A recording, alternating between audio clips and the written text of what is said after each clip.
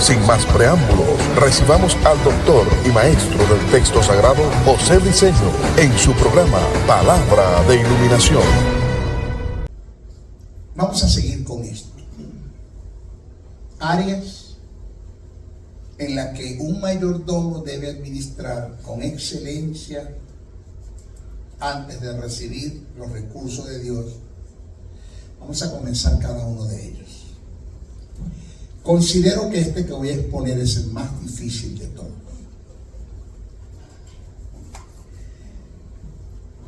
Que voy a exponer verdades a las cuales viví, por eso las escribí.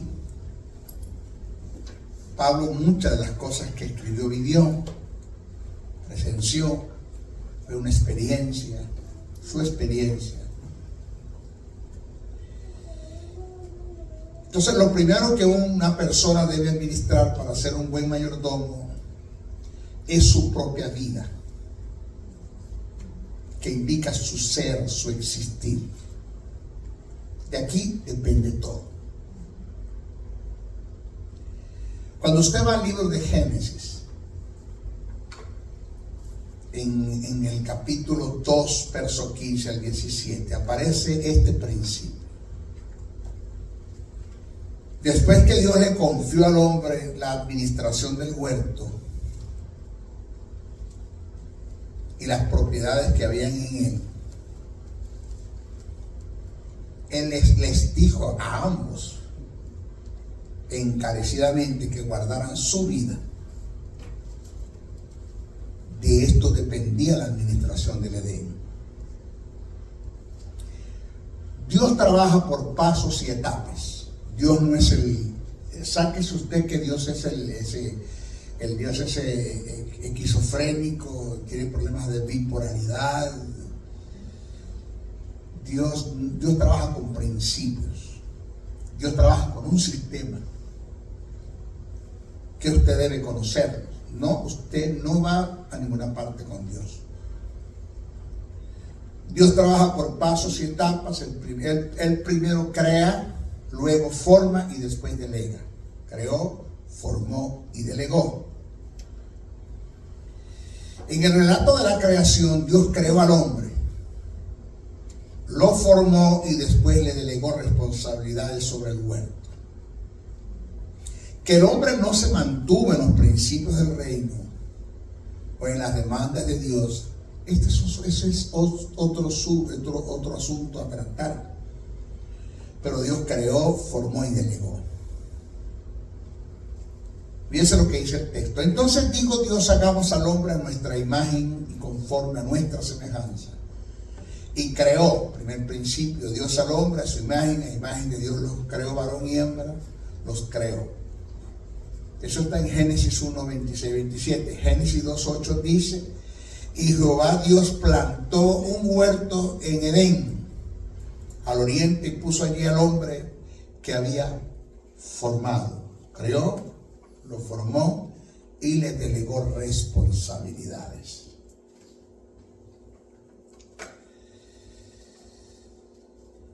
El que un ser tenga dominio propio, que es con la palabra que vamos a tratar, dominio propio, que es el término enkratein, que utilizó Pablo.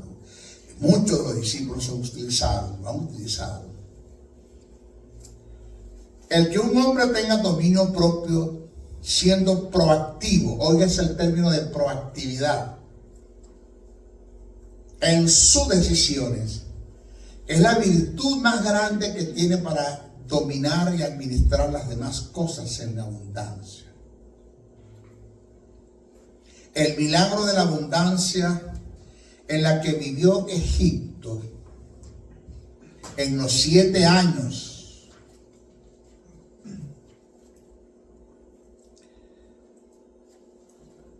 de escasez estuvo en el buen administrador que Dios puso al frente para administrar. Administrador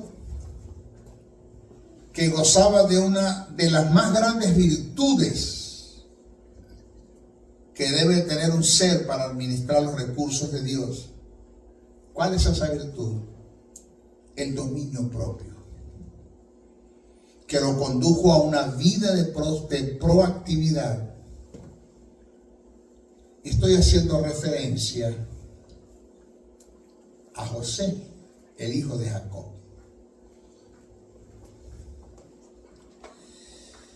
El que seamos proactivos, siendo selectos en las decisiones, es un derecho que el Creador nos concedió.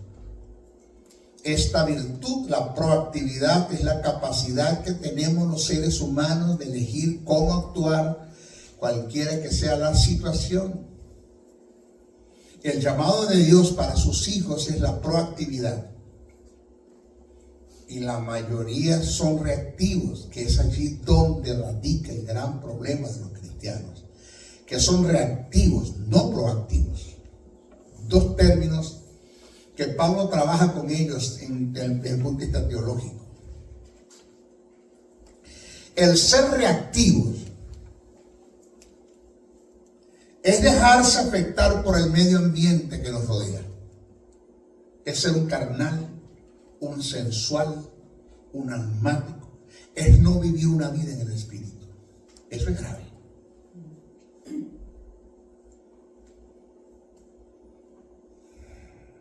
Repito, el ser reactivo es dejarse afectar por el medio ambiente que nos rodea, es vivir dependiendo de los sentidos físicos, no teniendo poder de decisión como para elegir las cosas que vayan acorde al carácter de Dios, en pro y en función del reino de la luz, que esto repercute a nuestro beneficio y aún en el beneficio de lo que nos rodea. La reactividad es algunos casos consiste en adoptar una actitud pasiva y quedar a merced de las circunstancias. Permiso.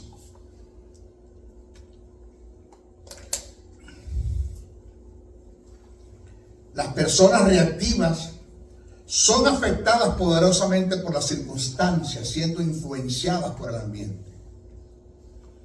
Estas personas centran su preocupación en lo que otros hacen, en los problemas que acontecen a su alrededor y sobre todo enfocan su mirada en los hechos que no tienen solución.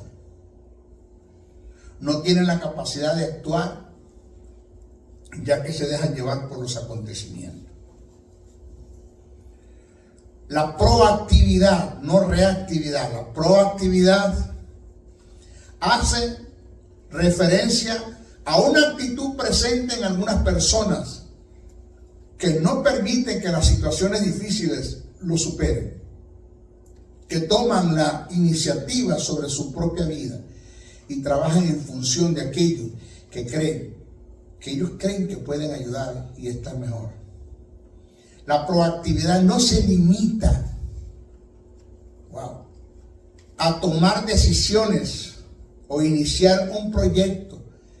Implica además hacerse cargo de que algo que hay que hacer para que los objetivos se concreten, buscando el cómo, el dónde y el porqué de las cosas.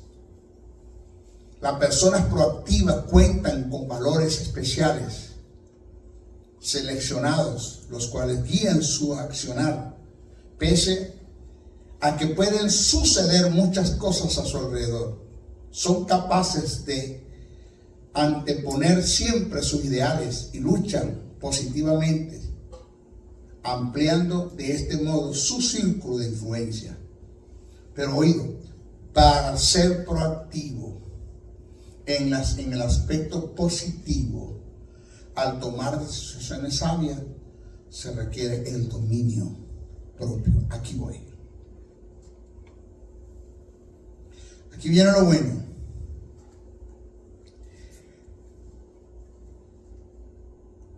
El término dominio propio viene del griego enkratei. Tiene que ver con la fuerza de la voluntad.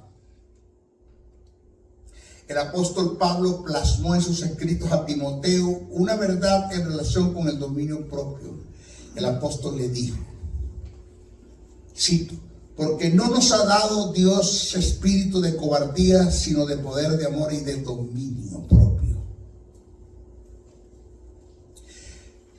Pablo, cuando escribe el carácter del espíritu, que dice, porque el fruto del espíritu es amor, gozo, paz, paciencia, benignidad, bondad, fe, mansedumbre, templanza. Ese término templanza es encratén, es dominio propio. El tener dominio propio se conoce como el poder controlador de la voluntad bajo las operaciones del Espíritu Santo, según Hechos 24:25. El dominio propio está en someter la voluntad de Dios a favor de sus demandas, que están reveladas en su palabra, según segunda carta que escribe Pedro, capítulo 1, verso 3 al 9. El dominio propio tiene que ver con el sometimiento del mal carácter y de los deseos carnales. Es el nivel de disciplina que tiene la persona, evitando que la vida se le desborone. El dominio propio tiene que ver con retenerse por dentro, Tito 1:8. Ser vigilante de uno mismo, primera carta a Timoteo 4:16. Es una abnegación interna, una renuncia voluntaria a los propios deseos y a los propios afectos e intereses en beneficios de otros, según Mateo 16:24. Vamos a analizar los pasajes. Tito 1:8, capítulo 1, versos 5 al 8. Mire cómo dice Pablo a Tito. Cito: por esta causa te dejé en Creta, para que corrigieses las deficiencias y establecieses ancianos en cada ciudad, así como yo te mandé. El que fuera irreprensible, marido de una sola mujer, y tenga hijos creyentes, que no estén acusados de disilusión ni de rebeldía, porque es necesario, un requisito sine qua non, que el obispo sea irreprensible como administrador de Dios, no soberbio, no iracundo, no dado al vino, no pendenciero, no codicioso de ganancias deshonestas, sino hospedador, amante de lo bueno, sobrio, justo, santo, oído, dueño de sí mismo. ¿Cómo? Dueño de sí mismo, encratén, dominio propio. Vamos a ver qué le dice Pablo a Timoteo. Esto manda y enseña: ninguno tenga en poca tu juventud, sino sea ejemplo en los creyentes en palabras, conducta, amor, espíritu, fe y pureza. Entre tanto que voy, ocúpate de la lectura, de la exhortación y de la enseñanza. No descuides el don que hay en ti, que te fue dado mediante profecía con la imposición de las manos del presbiterio. Ocúpate en estas cosas, permanece en ellas, para que tu aprovechamiento sea manifiesto a todos. Ten cuidado de ti mismo. No le dijo del diablo, ni de los demonios, ni del mundo, de ti mismo. Porque ni el mundo, ni los demonios, ni el diablo podrán hacer nada en contra de ti, a menos que tú le des lugar. Dominio propio.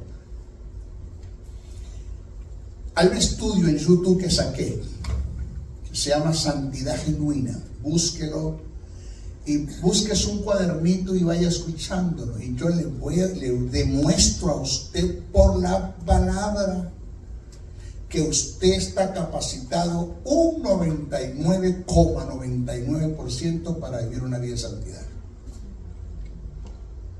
Y le dejé uno para no ser el médico.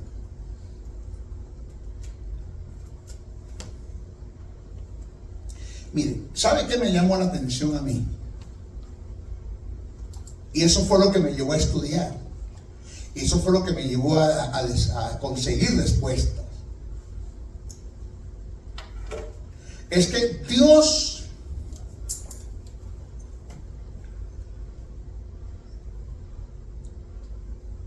en ninguna parte de la Biblia usted va a conseguir donde Dios te pide que tú seas como Él es en sus virtudes, sino en la santidad. Dios nunca te va a decir sé omnipresente como yo soy omnipresente, porque Él sabe que no lo vas a lograr. Dios no te va a decir nunca sé omnisciente como yo soy omnisciente, porque Él sabe que no lo vas a lograr.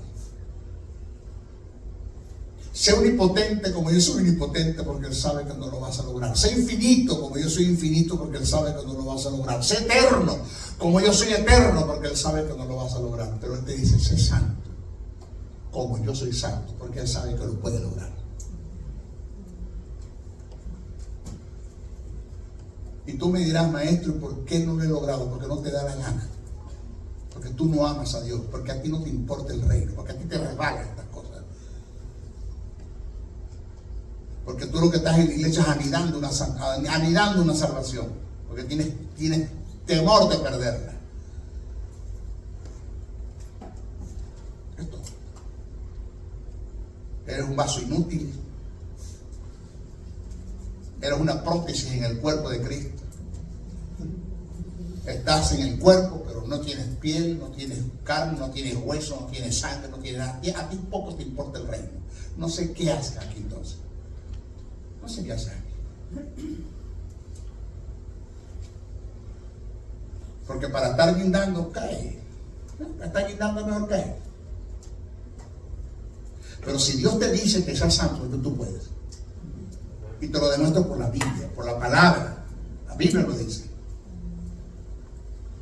Maestro, que yo no pude con la tentación. La Biblia dice que Dios no permite más tentación que tú puedas resistir. ¿No lo dice o no lo dice? Que Dios no permite tentaciones que tú no puedas resistir. Quiere decir que si 1000 tentaciones vienen a diario, 1000 tú puedes, porque Dios se va a encargar de que el diablo no te tiente más de lo que tú puedas resistir. ¿Y por qué caí? Porque te dio la gana. Por falta de seriedad. Porque tú no honras a Dios, porque tú no amas a Dios. La Biblia dice que juntamente con la tentación Dios te da la salida. Entonces, ¿dónde vas a coger?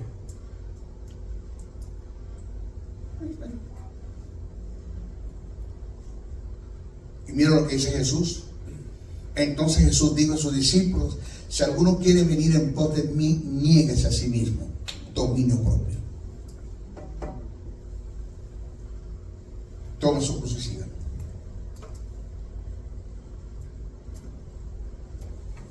Mire, el dominio propio, el apóstol Pablo relaciona el dominio propio con la vida de disciplina en el ejercicio de un atleta,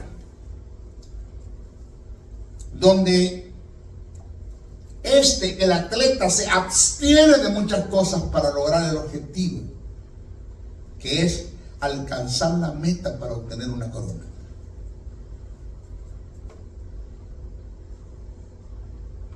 Mira lo que Pablo escribe. Lo leí y me pateó. Perdón, un término militar, me pateó. Y wow, ¿qué es esto? Señor, ¿esto qué es?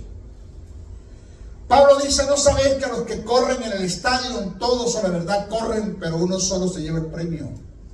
Corred de tal manera que lo obtengáis. Todo aquel que lucha de todo se abstiene. Dominio propio.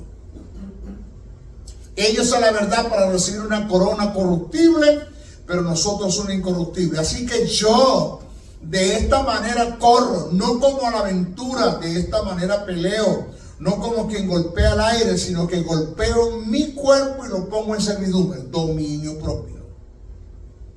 No sea que, habiendo sido heraldo, predicador del evangelio, anunciador de las verdades del reino para otros, yo mismo venga a ser eliminado. Oído, eliminado no para la salvación. Pablo no está hablando de la salvación, eliminado para el ejercicio del ministerio. Porque yo no sé si usted va a entender lo que le voy a decir.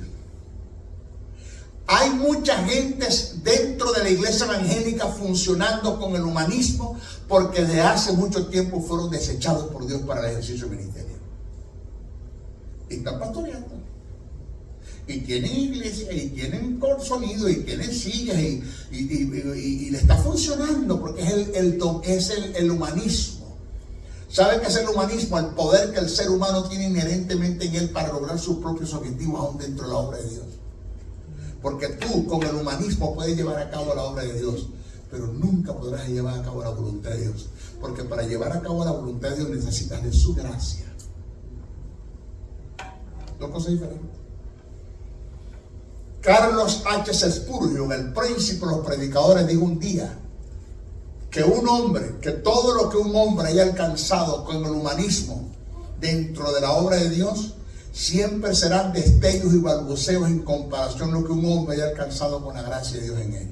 ¿Qué te parece eso? Y hay que tener cuidado, porque se puede llegar al caso en que cuando tú quieras arrancar y enseriarte y tú quieras que Dios te use, ya no hay tiempo para Dios usarte. Ya fuiste desechado. Saúl fue desechado. Elí fue desechado. Moisés fue desechado. No entró en la tierra prometida. No me entras. No me honraste. Te dije, háblale a la roca y le pegaste. No me entras. Vete al monte. Vete allá arriba. Y llévate a Aarón. Y úngeme a Eliezer como sacerdote y a Josué como profeta, porque tú y Aarón van a morir. Usted no me entra en la tierra prometida. Lo desechó Dios. ¿Qué te dice a ti que Dios no te puede desechar? Que estás con el jueguito. Que estás haciendo hasta planes y proyectos para pecar. Porque en la iglesia hay un descaro que la gente te hace planes y proyectos para pecar. Pecan con premeditación y alevosía.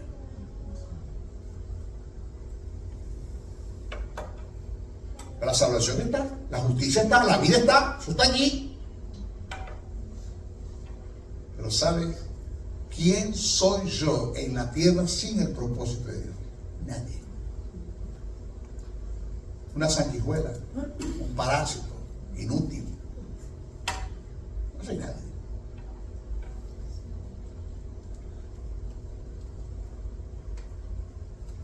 ¿Usted está acá?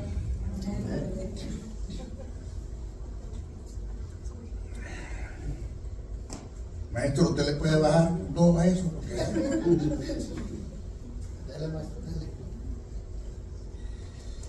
La fuerza de la voluntad.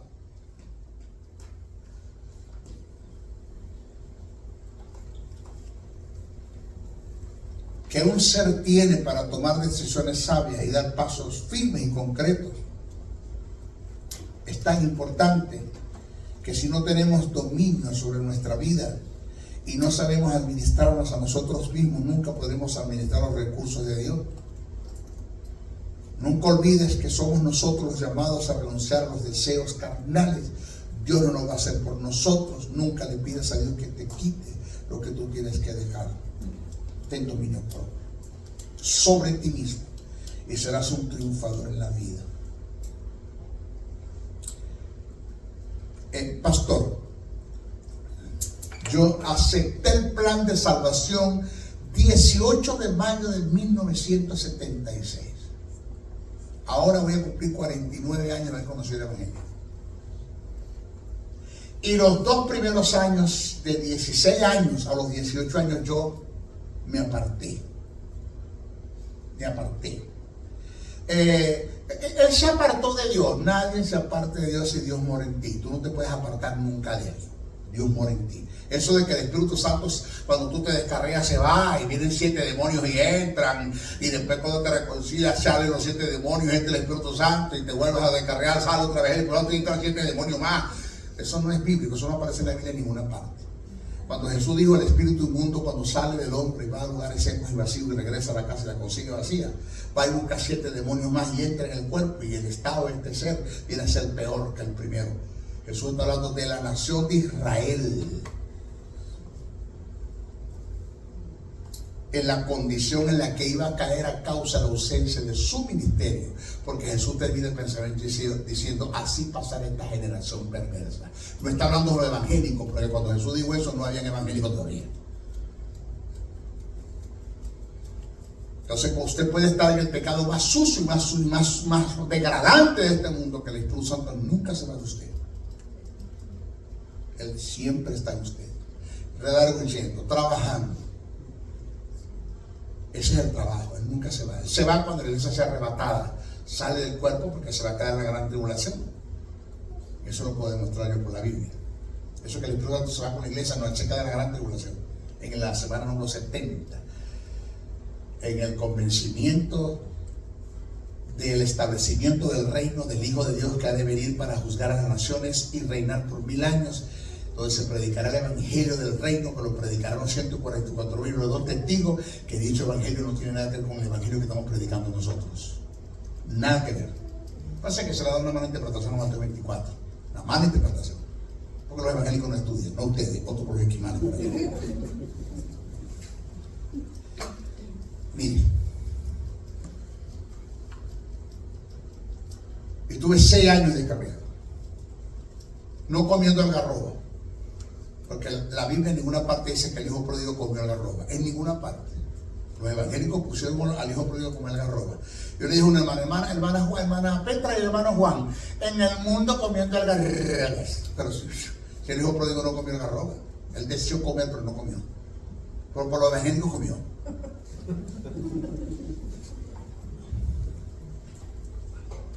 Y en esos 6 años, respeto para el pastor, mi respeto para usted, respeto para las damas, porque es que yo no me la voy a dar de Juan Tenorio, tú sabes, no.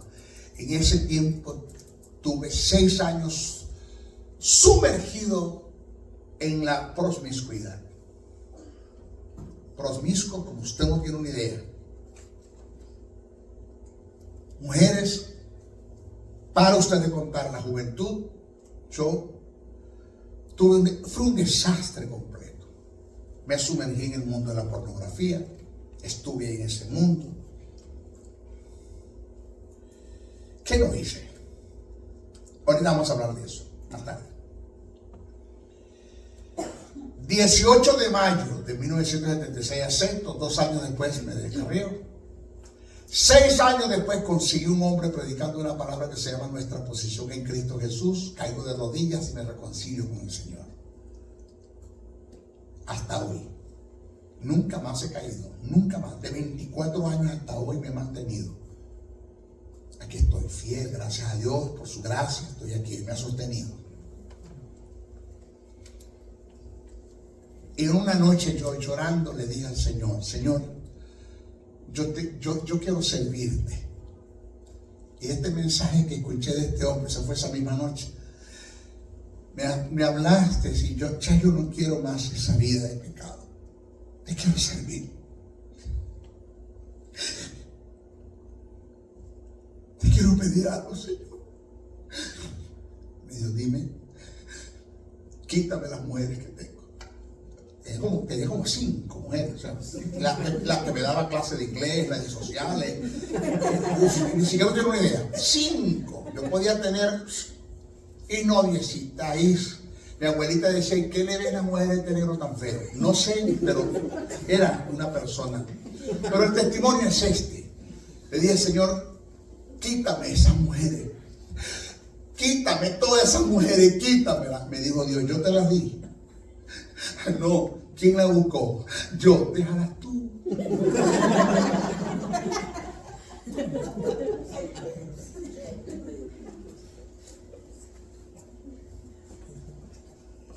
¿Usted está acá? Déjala tú. Dios te libró de la semilla satánica, que es el pecado que Dios puso, que el Satanás puso en el huerto del Edén. Dios te libró de la semilla satánica, que es el pecado, y te libró de la naturaleza satánica, que es la muerte. Pero de las obras de pecado te tienes que librar tú. Dios no te va a quitar la pornografía, tú la tienes que dejar. Dios no te va a quitar la masturbación, tú la tienes que abandonar. Tú, yo no. Dios no, tú. Dios no va a mandar un ángel del cielo para agarrarte la mano cuando no te masturbes. Tú lo tienes que dejar de hacer. Dios no te va a mandar un ángel del cielo para agarrarte la mano para que no agarres el mouse y busques pornografía en la computadora o en el teléfono. Tú lo tienes que dejar de hacer. ¿Cómo? Dominio propio.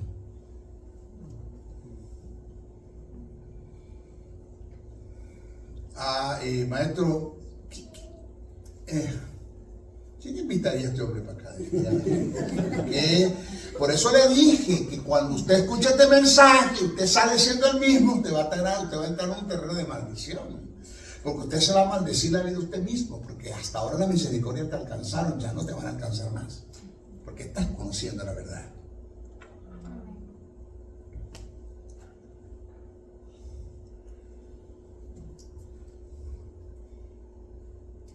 La noche estaba oscura, lo que escribe Pablo, y se acerca el día. Desechemos. ¿Quién tiene que desechar? Tú. Pues las obras de las tinieblas, y vistámonos las armas de la luz. Andemos. ¿Quién tiene que andar? Tú, como de día, honestamente. No en glotonerías, borracheras, no en lujurias y laxivias, no en contiendas y envidias, sino vestidos. ¿Quién tiene que vestirse? Tú, del Señor Jesucristo. Y no proveáis. ¿Quién no tiene que proveer? Tú, para los deseos de la carne. Soy yo, tú y yo.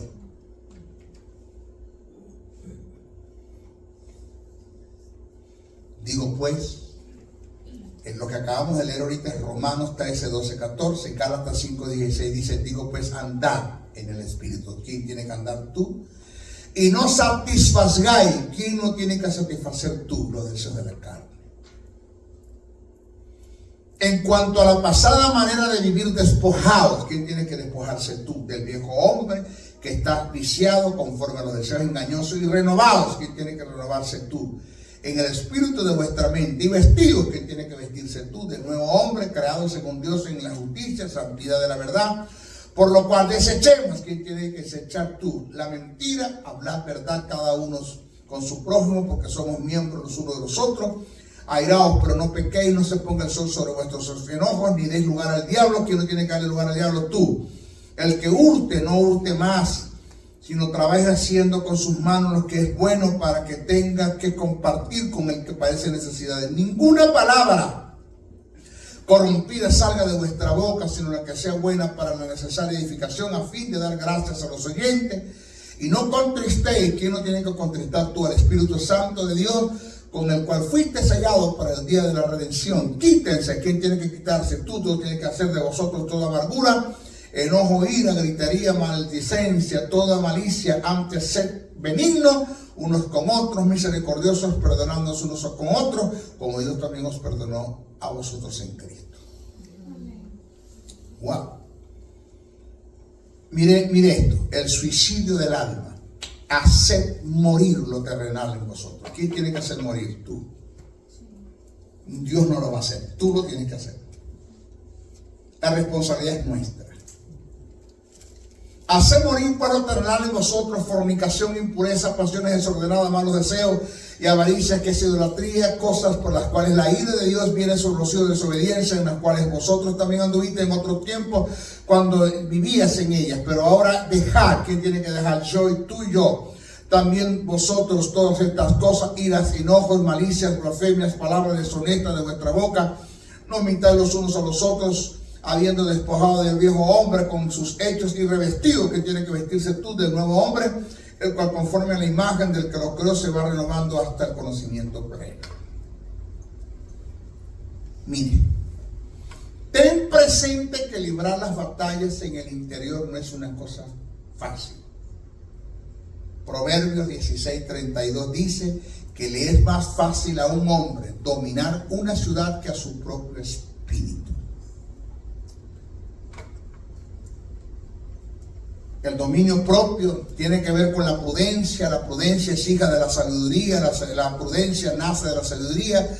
La prudencia es la sabiduría práctica. La sabiduría es el arte de la sagacidad que se tiene para transmitir el conocimiento, sea en dichos o en hechos. La prudencia es el complemento de la sabiduría, pero el conocimiento es el complemento de la prudencia. Por eso, por esta causa, no se puede, no se puede proceder en prudencia manifestando la sabiduría si no se tiene conocimiento de las verdades del reino que están plasmadas en la palabra. Mis hijos, en una vida de pecado, viviendo deliberadamente, en imprudencia, en insensatez, en necedades, en obstinación, en rebeldía, nunca calificamos ante Dios para ser sus mayordomos, y su primera causa es que Él sabe que le daríamos mal uso a los recursos que ponga en nuestras manos. Lo más grande de la mayordomía no está en que el mayordomo pueda confiar en su Señor, sino en que el Señor pueda confiar en el mayordomo. Lo que le dije al principio. Hay áreas en que en nuestras vidas en las que todavía estamos atados por causa de pecados internos y ocultos que solo nosotros sabemos, somos testigos de ellos. Áreas que tenemos que liberar, renunciar a todo tipo de maldad. No nos engañemos, Dios no puede ser burlado. Todo lo que el hombre siembra, eso va a recibir. Si siembras café, cosechas café. Si siembras cacao, cosechas cacao. Si andas mal internamente, todo lo que hagas te saldrá mal. Nunca tendrás el apoyo de Dios. Mire, según el apóstol Santiago, vamos al pensamiento de Santiago ahora. Veo algo que todo el mundo lee y no le presta atención porque los evangélicos no estudian. Según el apóstol Santiago, el ente que no ejecute o active el dominio propio es considerado un adúltero y enemigo de Dios.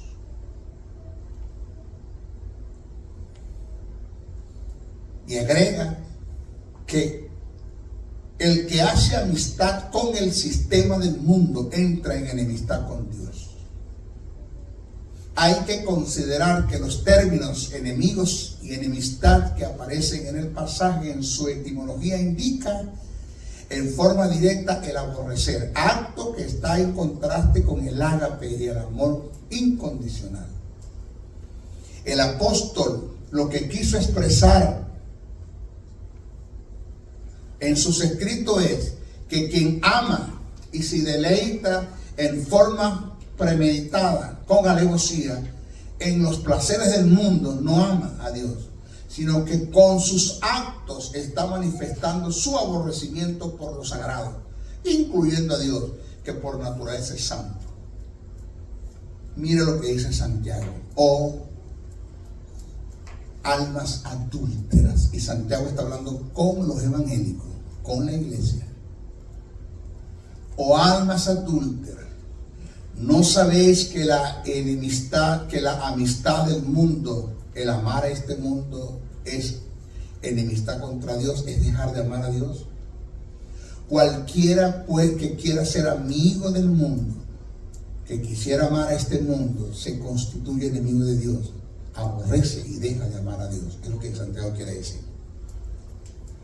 El término adúltero que aparece en el pasaje está en femenino, por lo que indica que no está haciendo referencia al adulterio relacionado con el área sexual, sino al creyente que con premeditación y alevosía quebrantan, violan, cumplen, transgreden los principios del reino de Dios, ese del reino eterno, que cuyos principios fueron alterados en el cumplimiento de una serie de pecados nombrados en las cartas desde el capítulo 1, tales como la venganza, la arrogancia, la soberbia, la jactancia, la indiferencia ante los mandamientos de Dios, ser indolente ante las necesidades del prójimo, el hacer acepción y excepción de personas. Además, trata una serie de pecados, los cuales nombra a continuación: el pecado lingüístico, la lengua, tales como la ofensa, el chisme, el brollo, la censura, la calumnia, la difamación, la mentira, la murmuración, las quejas, el juzgar, el maldecir, el malimponer. Todo eso está malo delante de Dios. Los resentimientos, tales como las raíces de amargura, odio, falta de perdón, el rencor, el celo, el engaño, la traición, las enemistades, pleitos, contiendas, violencia, las codicias, las soberbias, el saqueo y la glotonería. Todo esto que Santiago está hablando dice que esto adultera los principios del reino y te considera un enemigo delante de Dios. Aunado a esto, debes entender que el pecado es como la fuerza de gravedad. Usted puede estar 2 meses escalando una montaña. Usted no va a tardar 2 meses para caerse y se resbala. Usted cae de una vez. Usted no va a estar escalando enero, febrero, se resbaló, marzo y abril. No, usted cae de una vez. A usted le da risa el asunto, me alegro, que se ríe, para que se goce. Pero hombres que perdieron todo porque no tuvieron dominio propio, hombres que tuvieron todo porque amaron más los placeres de este mundo que a Dios mismo. Perdieron todo. Hoy no son nadie.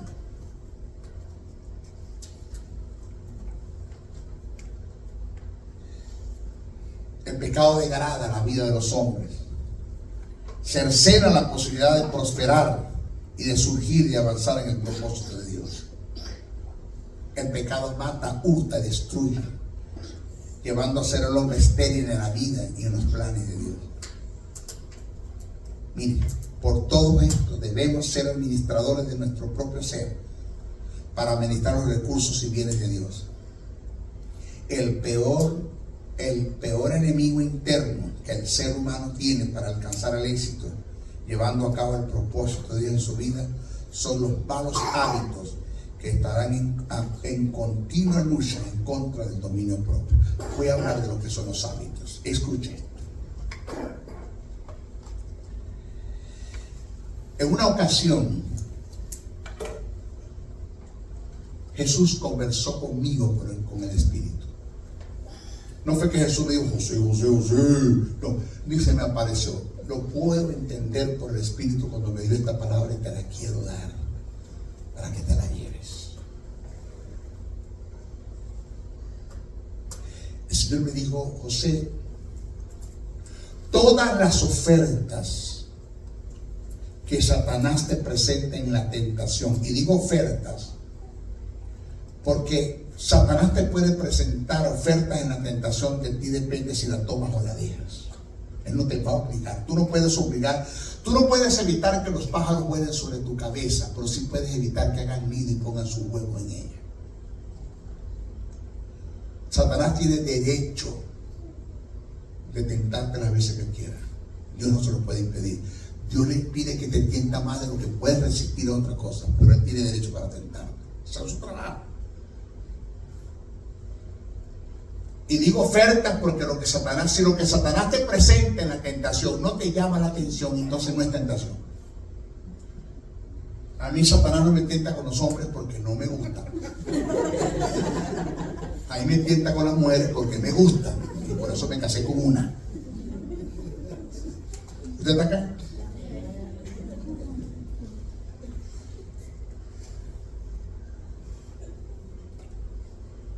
Pero aquí va el principio. Todas las ofertas que Satanás te presenta en la tentación solo están midiendo el nivel de gloria a la que mi Padre te quiere llevar. Me dijo Jesús eso. Me dice, Señor, todas las ofertas que Satanás te presenta en la tentación solo están midiendo el nivel de gloria a la que mi Padre te quiere llevar. Cuando Satanás me presentó los reinos de este mundo y la gloria de Él, y yo dije, ¿cómo será lo que mi Padre tiene para mí? Ubíquese. Si este animal me está presentando los reinos y la gloria del mundo, ¿cómo será lo que mi Padre tiene para mí? Solo analiza. Porque José, a lo que vio a Poti, a la esposa de Potifar, que la vio, no era cualquiera, hermano, era un modelo. Lo que le hizo un street trick y le empezó a quitarse las prendas, y empezó a quitarse las prendas. Eso no fue fácil para José. Pero José sabía que Dios tenía algo mayor para él. Huyó. ¿Y dónde lo puso Dios? A ser el segundo en Egipto, el segundo. Dios lo promueve y lo asciende y lo promueve. Lo llevan a la cárcel y ahí lo saca Dios y lo lleva al palacio. Lo promueve, lo asciende y lo promovió. ¿Por qué? Porque pudo entender que nada de lo que el diablo, las circunstancias, el mundo te ofrece supera lo que Dios tiene para ti. Nada. ¿Dónde está Jesús? A la diestra del Padre. Con todo poder, con todo dominio, con toda autoridad, con todo señorío. A la diestra del Padre. No se te olvide esta verdad. Todas las manzanas que Satanás te ofrece tienen el gusano por dentro. Todas. Satanás no te da nada a cambio. si no hay algo a cambio. Satanás te va a pasar factura. Al final de la jornada te va a pasar factura.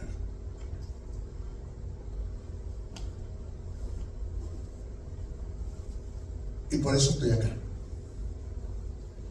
Porque oportunidades para pecar después que me reconcilié sobraron. Usted no tiene una idea. Las que vinieron, las que siguen viniendo y las que seguirán viniendo.